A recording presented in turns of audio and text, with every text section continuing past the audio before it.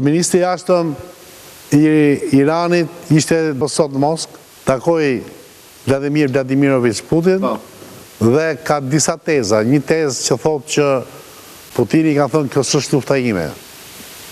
Dhe një tezë tjetër që se thosh nuk iku shumë i kënaqur ministri i Jashtëm iranian, se duket ka një marrëveshje midis Putinit dhe Trumpit që Rusia të ri larg. Si janë komentet në Moskë?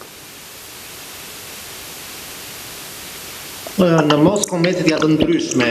Disa domethënë besojnë në këtë, le të themi, shpërthim të luftës, rigjenerimin e luftës në rajon në një forcë të re. Nga ana tjetër, ka dhe dyshime, ashtu siç u thanë në studio, që kjo mund të jetë një lojë. Dhe pyetja është loja e kujt është, Netanyahut apo e Trumpit. Dhe kjo është një pyetje, domethënë, retorike që nuk kërkon një përgjigje të shpejtë, sepse vërtet, për shembull, lajmi i fundit që ishte nga goditjen e bazës në Katar, vetë autoritetet zyrtare në Katar deklaruan që baza u evakuua në fillim. Domethënë ata e dinin për goditjen. Po mund ta dinë dhe nga shërbimet e inteligjencës. Kur në mëngjes ku po flitej. Po tani spionazhi u kuptua që Mossadi është këmbkryq aty në Iran, e kupton? E di gjitha.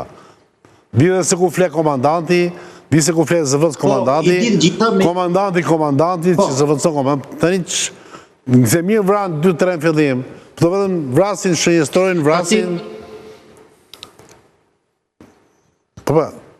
Ka pasur një inside sot, domethënë në Rusi, që shërbimi sekret rus ka qenë informuar një ditë përpara sulmit amerikan që do të goditet, domethënë, Irani. Nga ana tjetër, shërbimi sekret rus dhe Narishkin, kryetari i shërbimeve sekrete, deklaroi që Rusia nuk ishte në dijeni të këtyre goditjeve. Domethënë nuk u informua nga Irani. Pastaj u bë pyetja tjetër, po juve ishit në dijeni, dhe ai nuk u përgjigj.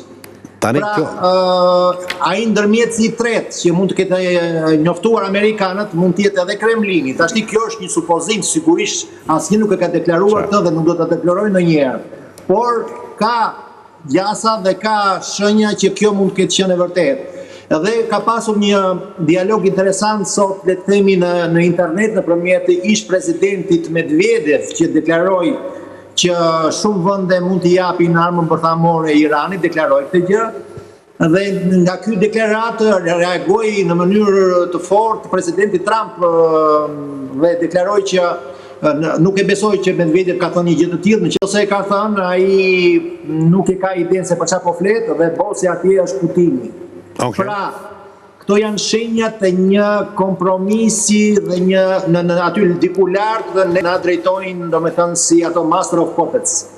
Tani që ka një lidhje, një telefon kuq midis Moskës dhe Washingtonit që nuk është tërprerë, përkundrazi, është bërë shumë intensiv me ardhen e Trumpit, kjo s'ka më diskutim.